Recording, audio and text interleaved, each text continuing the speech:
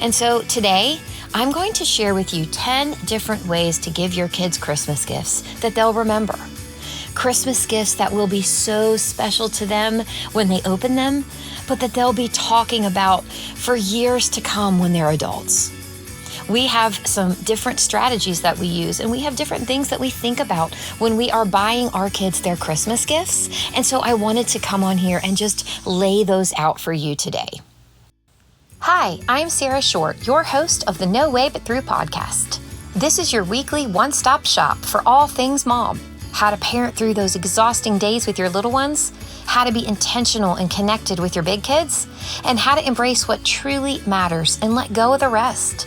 From life with a newborn to toddlers to teenagers and everything in between, I'll teach you foundational and practical strategies on how to walk through every season of motherhood with courage and creativity, all while prioritizing your relationships with your kids in a home life where all of you can thrive. My Nana once told me, there's no way but through. Turns out she was right in life and in motherhood. So come along with me as we become better moms together. This is the No Way But Through podcast. Hey to all of you listening today. Happy Thanksgiving week. Welcome in to the No Way But Through podcast. When this episode drops, Thanksgiving will just be a couple of days away, and I hope that whatever you are doing with your family or with your extended family or friends, that you are truly able to reflect on what you have to be grateful for, and that for you as parents, that you're able to lead your kids well in that as well. I recorded an episode last year right around this time called How to Foster Gratitude in Your Kids. And one of the things that I talked to you about in that episode is that there really isn't anything you need to do this week, this Thanksgiving week. No pressure that you need to feel that you need to all of a sudden train your kids and talk to your kids before they head into grandma's house about how to act thankful. Helping foster gratitude in your kids is something you get to do all year long. And it's a huge privilege to be able to day by day, month by month, help your kids learn to be grateful and learn to express that. But you're really free this week. There isn't anything you need to do this week, no craft or activity, nothing you need to drum up that you need to do this particular week that is all of a sudden going to make that happen. So if you're feeling any of that pressure as you're heading into Thanksgiving, like, oh my gosh, I don't know what my kids are going to say at the table when we go around and say what we're grateful for. Y'all, they're going to say what they're going to say, and they're going to say what's in their hearts probably. But you really do have such a tremendous opportunity all year long, every day that you get with them, to foster gratitude within them, to help point them towards gratitude, to reach for being thankful for the things and the people in their lives, the way God's working.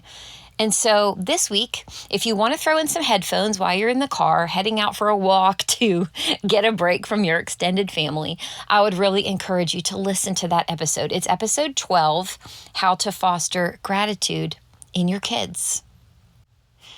This week, I want to share with you 10 different ways to give your kids Christmas gifts that they'll remember and remember long into the future. I thought that this would be a good week to drop this episode because all the big sales are coming this weekend, all the extra discounts a lot of us are looking for. I know I'm raising my hand here. I'm getting ready to start collecting gifts for my kids and really get down to the nitty-gritty of thinking about this and Christmas morning and what we're going to get for our kids. And so I wanted to drop this episode this week because I know for most of you, gift giving is probably fresh on your mind and you're beginning to collect gifts as well, whatever it is you're going to give your kids for Christmas this year. Grandparents might be asking for Christmas lists, and you might need to be getting ideas ready for your extended family members. And then, of course, you're deciding specifically what you're going to give your kids this Christmas. One of the things that's really important to me about this podcast, about No Way But Through in general, is that I kind of stay in my lane. And what I mean by that is that when I come on here, I want to share with you things that I feel really passionate about, things that I've given a lot of thought to, things I'm good at, things I've mastered, but also things that Jason and I are both just naturally gifted at as parents. I've told you before, for example, that I don't come on here and teach a Bible lesson because, y'all, I am not a Bible teacher. I am not a theologian. And so even though my faith and my Christianity are so important to me, my walk with Jesus is so important to me, I do not feel gifted to come on here and give you a Bible lesson. I'm just a girl who really loves Jesus, and I really love my family and being a mom. And I have so many friends. There are so many people who are gifted in areas that I'm not. I mean, I'm not a mom to a bunch of girls. So I'm probably never going to come on here and have a whole bunch of ideas for girls about girls, raising teenage girls and all of that, because I have one daughter and she's my baby, and I'm really just learning what it means to be a girl mom, even 11 years in. But something that Jason and I are really good at, something that we probably are naturally gifted at, but also something that we've worked really hard to be good at, is gift giving. We love everything about gift giving. And it's funny because receiving gifts, it's not on either of our love languages. If you're familiar with the 5 love languages, neither of us receiving gifts is kind of one of our main languages, but we just absolutely love gift giving, and we're good at it. That's just something that's been affirmed to us over and over throughout the years. One of my friends a few years ago, she commented on the annual Christmas post that I do every year where I talk about my experience of watching each of my kids on Christmas morning. And she said, quote, "You and Jason excel at gift giving," unquote. I love this friend because she actually isn't particularly loose with compliments all the time or loose with praise. And I'll never forget that she remarked that because, one, it was obviously just so incredibly kind, but also, two, it affirmed what I already believe about me and about Jason and about us collectively as parents. We really are good at gift giving. There's a lot that we aren't good at, but this, gift giving, it's our wheelhouse. And so today, I'm going to share with you 10 different ways to give your kids Christmas gifts that they'll remember. Christmas gifts that will be so special to them when they open them, but that they'll be talking about for years to come when they're adults. We have some different strategies that we use, and we have different things that we think about when we are buying our kids their Christmas gifts. And so I wanted to come on here and just lay those out for you today. There are a couple of things I want to note before we get into those 10 different things. Number 1, you all know, if you've been listening to this podcast for any amount of time, that we really value experiences with our kids. But if you are a parent, you know that kids don't just want to receive future experiences for Christmas as their Christmas gifts. There is something so magical about opening gifts on Christmas morning, especially if you have those little tiny ones who can't really understand delayed gratification or the joy that a future experience might bring. They want toys, right? They want packages to open, and you want to witness them opening those packages. And so what this isn't going to be is a whole bunch of thoughts around experiences. Experiences matter. They are kind of top dog around here in my family. We major on experiences and we minor on stuff.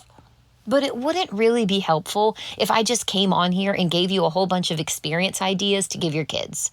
And then they had nothing to open at all on Christmas morning, and it just ended up being a podcast that just wasn't particularly helpful for you. Number 2, our kids do not make Christmas lists. I want to mention that right up front because it is really foundational to what I'm about to lay out for you here. It's not that I have anything against Christmas lists at all. Our kids just don't need to make Christmas lists because if we do these next 10 things, we don't need a list from them. We don't need a list of what they want, the things they want us to buy for them or that they're expecting on Christmas morning. And maybe if we don't get them, they're going to be disappointed. One of the main points of me coming on here and laying out these 10 things for you today is that hopefully this will help you get away from the whole regimented, make me a Christmas list and hand it to me and I'll buy you those things. Or even, I've told you guys before, but we don't do any of the like something you want, something you need, something to wear, something to read, or the wise men brought three gifts to Jesus, so we get our kids 3 gifts. We've never actually done any of those structured gift-giving practices per se, because this, what I'm about to lay out for you, is how we've always approached Christmas. And approaching Christmas this way, this has meant that we've had so much freedom to be able to give our kids meaningful gifts that they will be so surprised by and delighted by, that they will feel so loved and cherished and known. And we aren't just working off a list or working off a regimented idea where we feel kind of boxed in. So 1, these aren't all just about experiences that we give our kids. And 2, our kids don't make a Christmas list. And I think when I get to the end of this, when you get to the end of listening to this, you'll be like, oh, now I get it, why her kids don't make Christmas lists. I will tell you this though. When our son Jack was 5 years old, Jason and I were sitting in our family room late one evening after the kids had all gone to bed, and I looked over into the fireplace and saw that there was a piece of paper sitting on top of the logs in our non-working fireplace. What on earth is in there? I thought to myself. Well, Jack had written a letter to Santa Claus. It was a Christmas list, per se, things that he wanted. We thought it was the most precious thing in the world that he put that in the fireplace. Every year after that, our kids would put letters to Santa inside the fireplace. We did not have a working fireplace, by the way, so it wasn't like the letters were going to get burned up. But this became a tradition.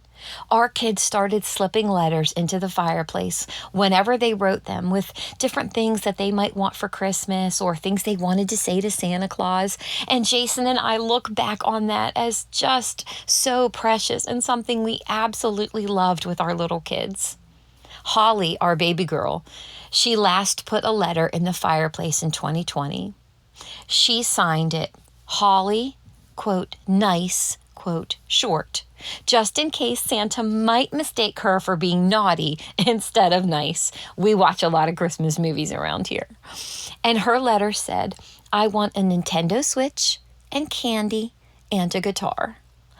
So while our kids don't make Christmas lists, and it's not something we collect from them or ask from them, our 5-year-old Jack started that little tradition, and the letters that we have to Santa that we have tucked away in a box in our attic are absolute treasures to us as parents.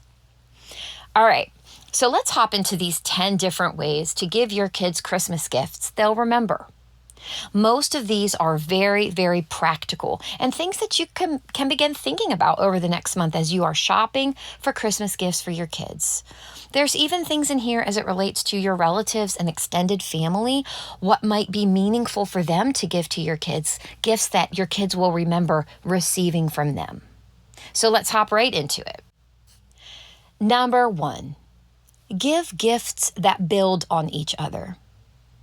This one is especially great for you really young parents who are thinking about all of the toys, the noisy toys, the many toys, the colorful toys, the toys that go off in the middle of the night that are about to descend upon your house this Christmas season. Little kids want toys, right? Toddlers want toys. Toys are fun and amazing and awesome gifts. One of the things that Jason and I found is that as we were buying toys for our kids, when we tried to think about gifts that would build on each other over birthdays and Christmases over the years, that if we thought about it that way, we could actually give them things that became very central to their childhood. Let me give you an example. When Jack was a toddler, we started collecting Thomas trains. I mean, we didn't start out collecting Thomas trains. He just got a couple of Thomas trains and absolutely loved them. They were expensive little trains, like, I don't know, maybe $8 or $10 a piece back then, which was a lot of money. But As he got more and more trains over the years, and then Max began getting trains, we started just building on the concept of building up their train collection. Max would get trains, and then maybe the next year we would get them more tracks, and then maybe get them different kinds of tracks and start building on the specialty houses that we placed around the trains. And so over the years, we were able to build this gigantic train set in the middle of our family room, because when it was Christmas, when it was their birthdays, we would always get them things around their Thomas trains. When we would ask grandparents, we would ask for them to give them gifts around their Thomas trains. This same concept for us was true for Legos as well. My adult kids still get Legos every year, particularly our son Max, because he loves Legos. He has an entire display shelf in his room for Lego sets that he's built. Legos build on each other. Your Lego collection only gets more awesome as you add to it. One year, Jason built them a Lego table because they were getting so many different kinds of Legos that they needed a table instead of just all the Legos being in the middle of our family room floor. And that table with raised edges, it helped contain all of the Legos on the table. So Legos built on each other, and now we have this massive amount of Legos that my kids, even my teenagers and adult kids, they still pull out from time to time. We started collecting Legos when our kids were toddlers. 2 more examples of gifts like this are Magnetiles and Playmobiles. Those things just continue to build on each other. If you get a set of Magnetiles, the more that you add to that, the bigger and better creations you can make. And so as you collect things that build on each other, instead of just having a bunch of junk toys that don't go together and that are all going to end up in a Goodwill pile in a few weeks, you actually end up with sets of things that become quite valuable monetarily, but that go with each other and build on each other. So up in our attic, we still have all of our Thomas trains and everything that goes with them. We still have all of our Legos. We still have our Magnetiles, and we still have our Playmobil characters and the ship that goes with them. Those are things that our grandkids will hopefully one day play with. Those things that built on each other over the years. So instead of just getting a throwaway toy that they're not going to be interested in a couple of weeks, we got them things that added on and became more valuable as their set grew larger. So be thinking about that. What can we start to give our kids that can build on each other over the years? These are some of the most memorable gifts our kids have ever gotten, and it's because it became tradition as they built on each other over the years. Number 2, give gifts to go along with experiences. Y'all knew I was going to mention experiences, right? Because you know how much we love to give our kids experiences. Our memories together as a family are foundational to who we are as the Shorts and what we sit around and talk about even now with our adult kids and around our kitchen table. One of the things that Jason and I got really good at was giving our kids gifts that went along with experiences. So instead of just saying, hey, we're taking you to New York City, for example, here's your gift, we're going to New York City in a few weeks. We got them, for example, new travel backpacks one year. We were indeed taking them to New York City the first week of January, about 5 years ago. And so each of them got a new travel backpack. They needed them anyway, and it was a great way for them to have those to open up on Christmas morning. We got to give them those backpacks, and it revealed their New York City trip to them. Tucked inside of each of their backpacks were plane tickets that we printed for their flight to New York City. And then tickets that we had printed to Wicked that we found on Etsy. We printed their tickets to Wicked so that they could see that they were going to get to go see their first Broadway show. They got new pairs of gloves inside that backpack as well. That backpack was the way that we gave them the experience of New York City. But on Christmas morning, it was magical, and they had something to open that unfolded this upcoming experience for them. One year, we took our kids to a Ravens game, so each of them got a new Ravens cap. Giving your kids an experience doesn't mean that you don't have anything to give them on Christmas morning. Try to think about what gifts might go along with the experience you're giving them and what you might need to buy anyway, like if it's new socks or new goggles for the pool at the resort, new bathing suits, a new beach towel, whatever it is that might go along with the bigger experience that you're giving them.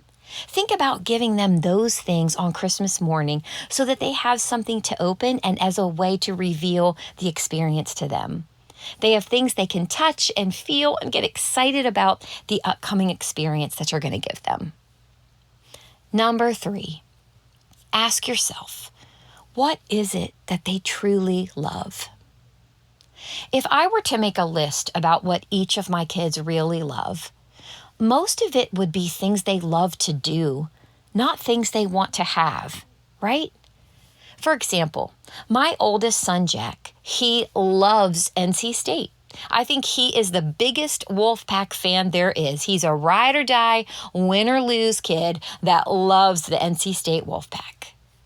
So for Christmas one year, as I asked myself this question, what is it that Jack really loves? The first thing that came into my mind was, well, he loves the NC State Wolfpack. So we gave him the Sports Illustrated magazine that was printed in 1983, right after they won the NCAA National Championship. The 3 star players from that team were on the cover that year in 1983, and we bought that magazine, a vintage copy, for $20 on eBay.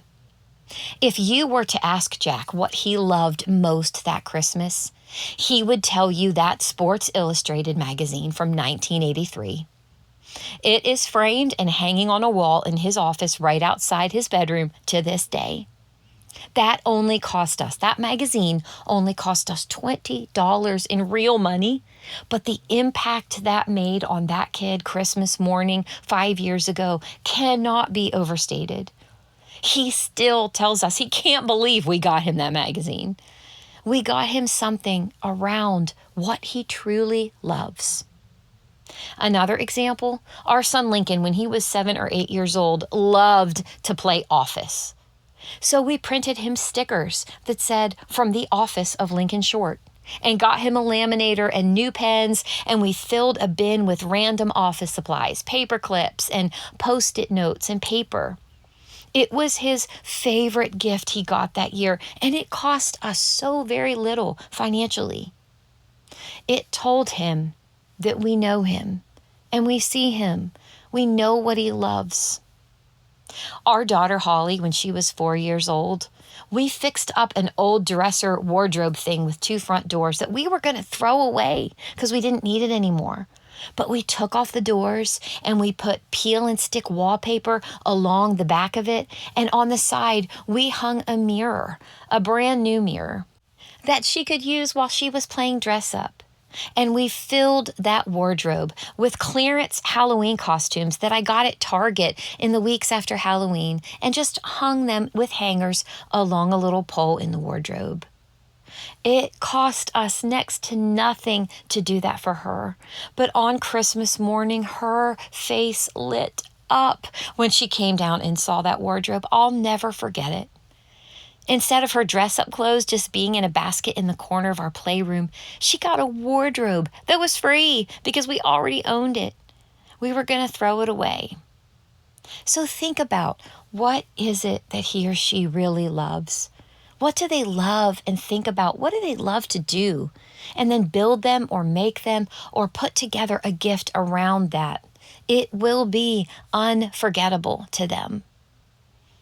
Number 4. Don't knock what's trendy. I think that in this conversation around thinking outside the box about kids for our kids, the pendulum can swing really too far to creativity or homemade gifts or trying to think about what they really love and how we want to give them experiences and not get sucked into all the materialism. But y'all, sometimes the it gift is just the right gift.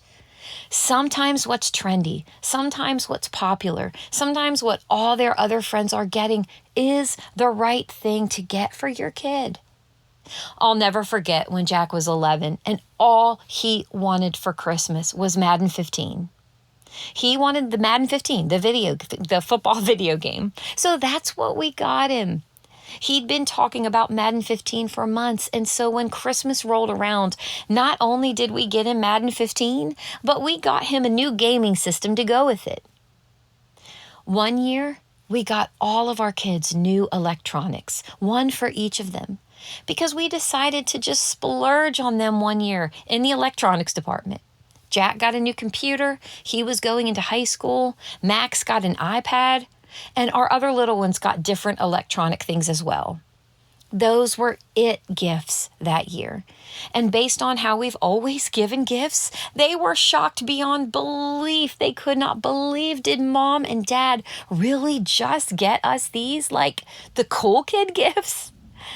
I love looking back on those pictures once in a while of them opening those gifts because they just couldn't believe it.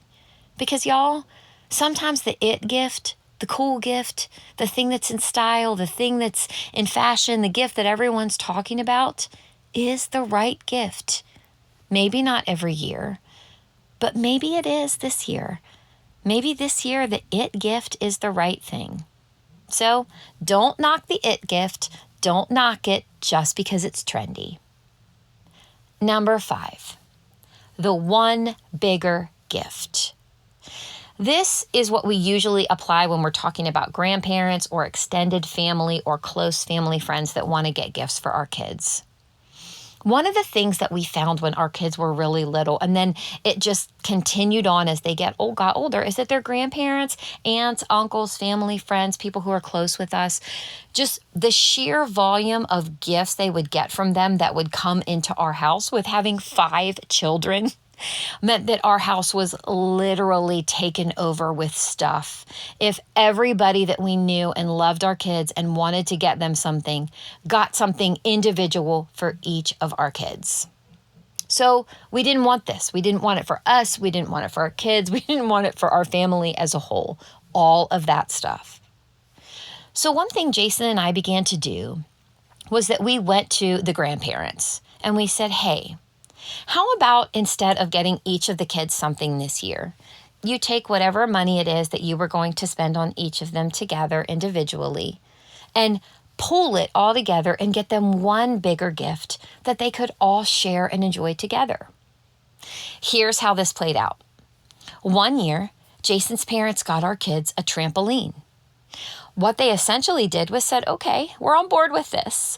And they gave us money. We pooled it all together. And we bought them a trampoline. I wish I could even tell you the number of hours that our kids clocked on that trampoline. It was such a great gift for them. And Jason and I hid it underneath our deck in the days leading up to Christmas. And then we put it in the yard. And after our kids had opened all of their gifts on Christmas morning, we told them to go look out the window. And there it was, a trampoline from their grandparents. Instead of getting 5 individual gifts or more from their grandparents, they got one big gift, their trampoline. Everybody won. There weren't a ton of extra toys coming into our house. We got a trampoline for our backyard, and our kids got something they could make memories together on, and it became one of the most amazing gifts our kids have ever gotten for Christmas. A couple of years ago, we took all of our kids to the local steakhouse here in Raleigh for dinner as their Christmas gift from their grandparents. Y'all, I know this might be hard for you, especially you young moms, to imagine, but for the 7 of us to go out to an expensive steakhouse is hundreds and hundreds of dollars. But going to the local steakhouse isn't a tradition for us. Our kids had never been. And so we took our whole family out for a night on the town to the local steakhouse here in Raleigh that is completely decked out for Christmas. And we had the most special night together as a family. Could our kids each have gotten a gift from their grandparents? Could Jason and I have gotten something from them as well? Yes, of course. But instead, the 7 of us got a magical night out together as a family a few days before Christmas. And it's something all of us still talk about and we still cherish. So maybe be thinking about extended family members that give gifts to your kids, maybe grandparents on both sides, aunts, uncles, and maybe suggest that instead of everybody getting a bunch of different things, your kids getting individual gifts, that maybe they give one big gift to your whole family that you all can enjoy together. I can't tell you how awesome this has been for our family and our life as a family. Jason and I look forward to thinking about a big gift or experience that we can do with our kids that will be a gift from our extended families.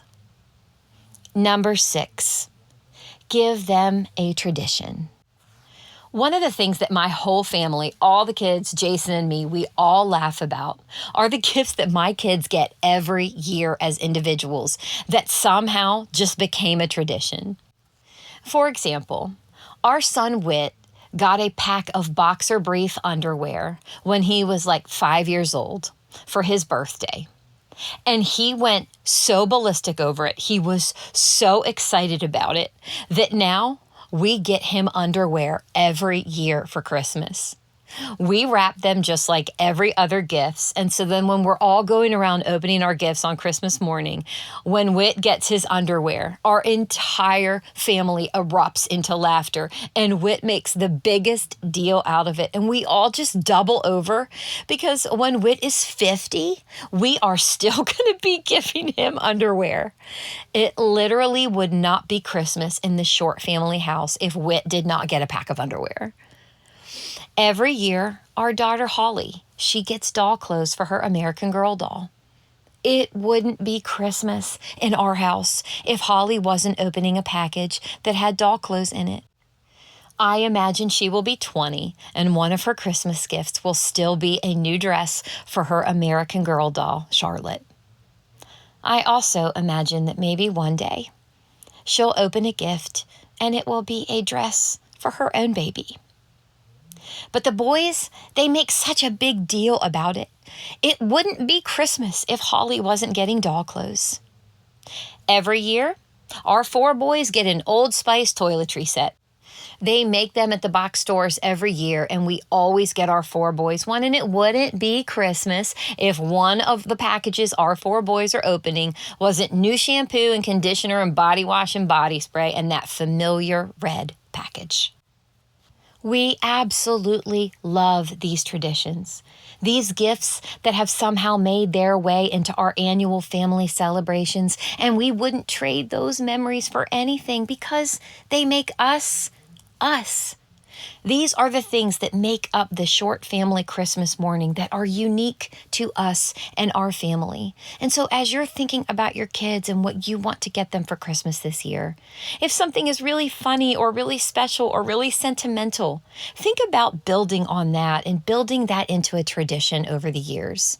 It's something your kids will really love and latch onto and laugh about for years to come as they get older, and they won't forget it.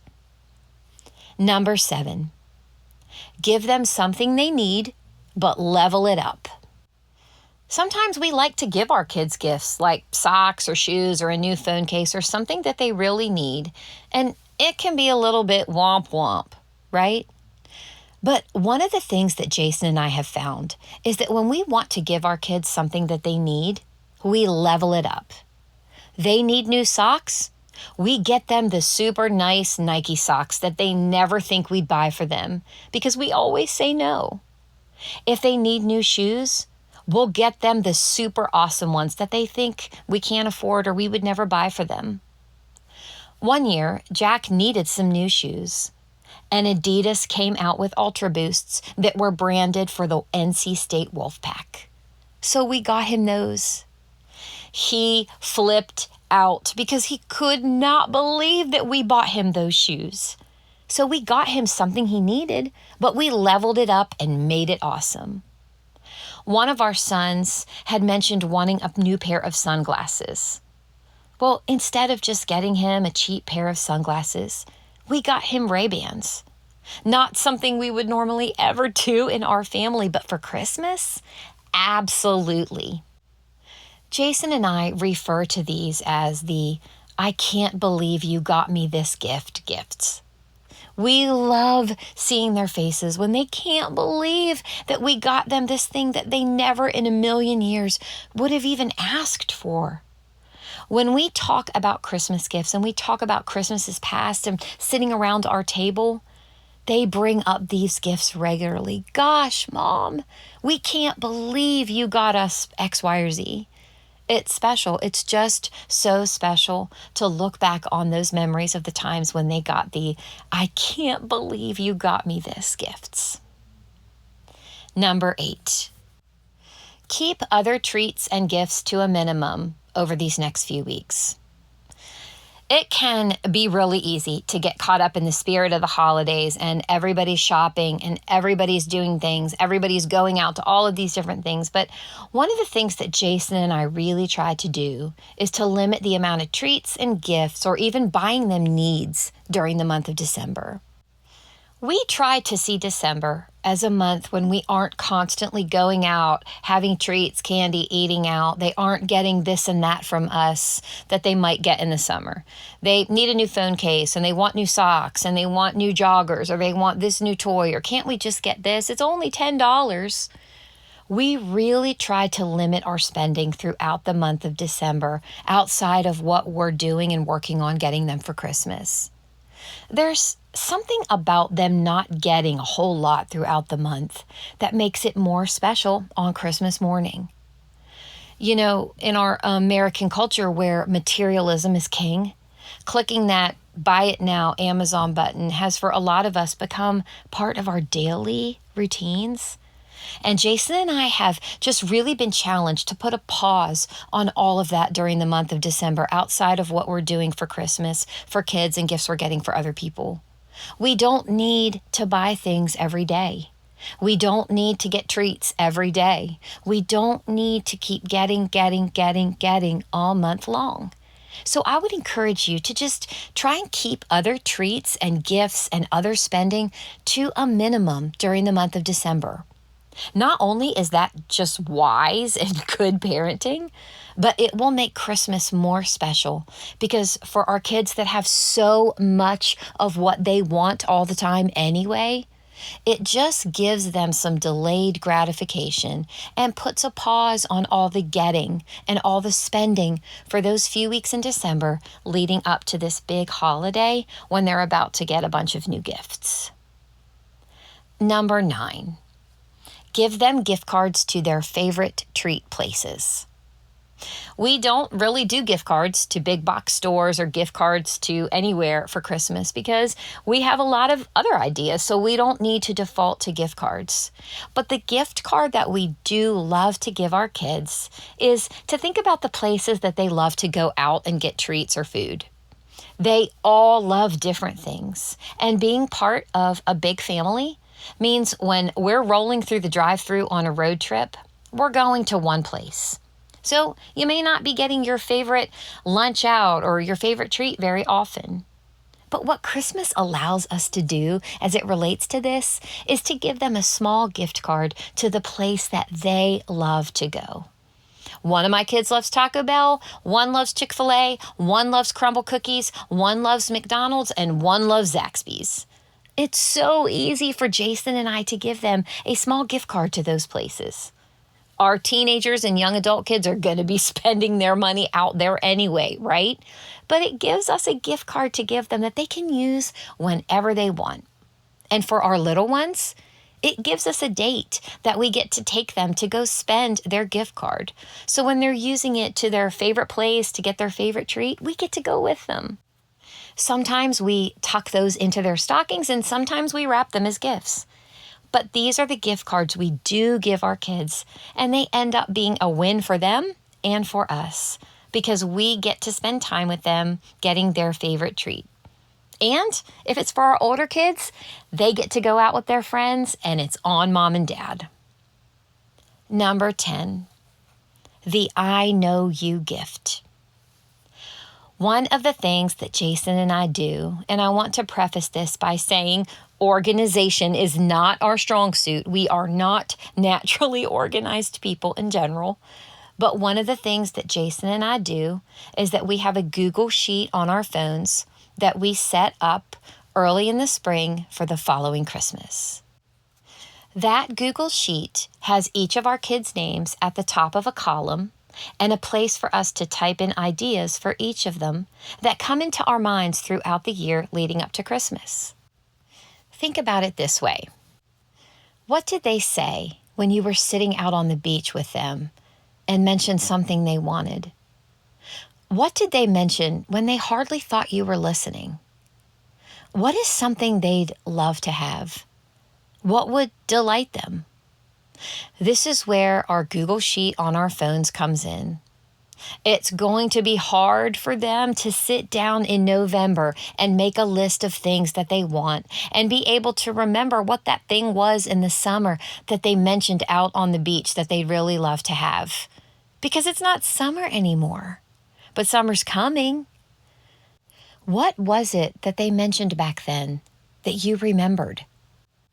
Well, Jason and I just pull out our Google Sheet on our phones and we type in whatever it is they mention right there on the beach.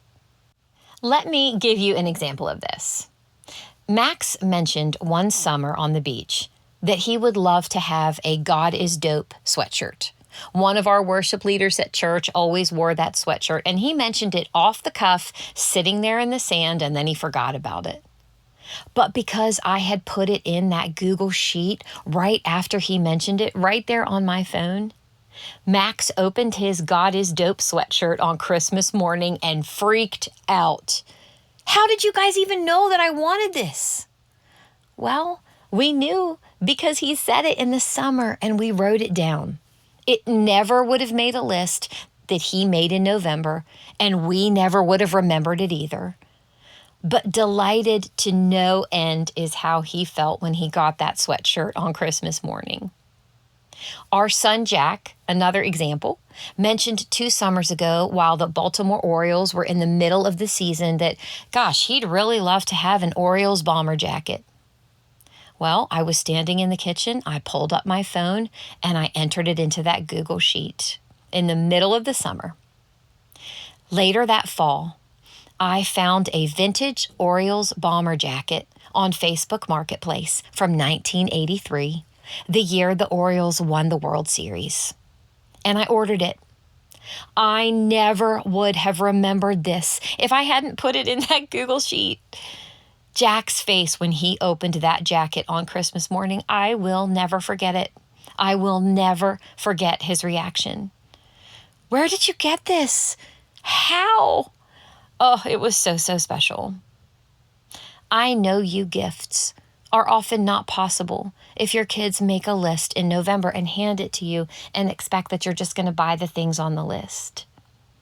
I know you gifts means you're making notes throughout the year on what they say, what they saw at a friend's house and loved, what they see on a commercial in June that they won't remember in November. Sometimes it's a conversation on the way to school. They mention something that they love, and before I even pull out of carpool, I have my phone out, making a note in our Google Sheet. Y'all, with all 10 of these things, what Jason and I want for our kids on Christmas is to get things that they really want, right? But they don't have to be from a bulleted list that they make in November full of material things. We just go out and get them. Like I mentioned earlier, our kids don't even make Christmas lists, and now you know why, right? What we want on Christmas morning is for our kids to be surprised and delighted, to look up at me and Jason, sometimes with tears starting to form around the edges of their eyes because they cannot believe we knew what to get them. We knew because we know them. We know what to get them because we've been making notes about it all year long. Y'all know I talk so much on this podcast about intentionality and just how important it is to have intention in your parenting. And some of that is very foundational. It's these concepts that I want you to grasp and I want you to understand. It's what I want to add to this parenting space is to teach you foundational concepts that will form your parenting. And what that looks like for each of you as mom and dads is going to be different. But sometimes intention is also just about making a running list throughout the year of what your kids mention that they might love to have or to be or to do, and being able to express to them that you've been listening all year long as Christmas morning rolls around.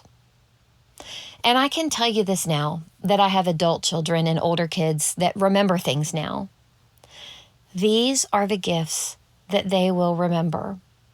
The ones that you've been really intentional about. The ones that say, I know you and I love you. I care about you and who you are and what you love. And I have spent good time thinking about that and tailoring gifts around who I know you are. Not just what you want to have, that is a flashy material thing of the month, but who you are, what you love. I see you, I know you, and I love you. These are the gifts that will become part of your family makeup and the memories that you will sit around talking about, not just later on Christmas Day, but around the table for years to come as you and your family are remembering Christmases past together. And in all of this, you are also teaching and modeling for them what it means to be good gift givers. Good gift givers think outside the box. Good gift givers listen and know you. Good gift givers are intentional, right?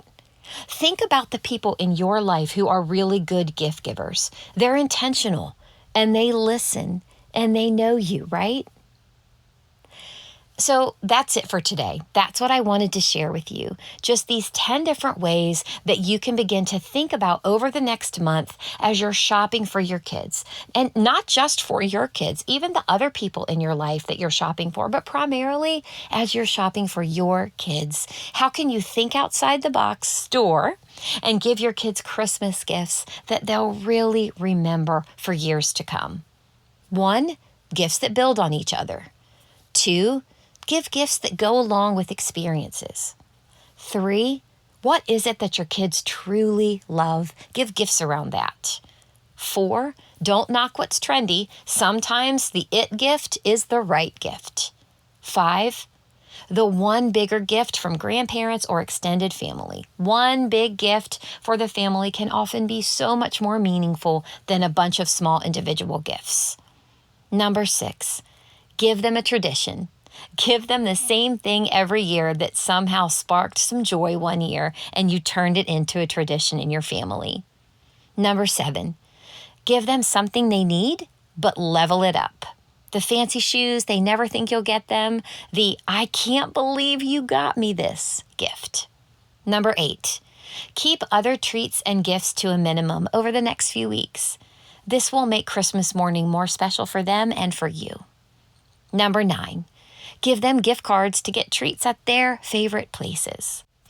Everyone gets a different gift card because everyone loves different places, right? Win-win for everybody. And you get time with your little kids taking them to their favorite places. And if they're teenagers, they get to go out with friends and their outing is on you. And number 10, the I know you gift. Think about setting up a list on your phone, a running list as your kids mention things throughout the years. Mark it down. But even now, as you're entering Christmas, just stop and think about what it is that you could give your kids that isn't on any list, but is something that will say to them, I know you, I heard you, I know what you love, and I know who you are, and I see you. These are sometimes the most special gifts that we can give our kids.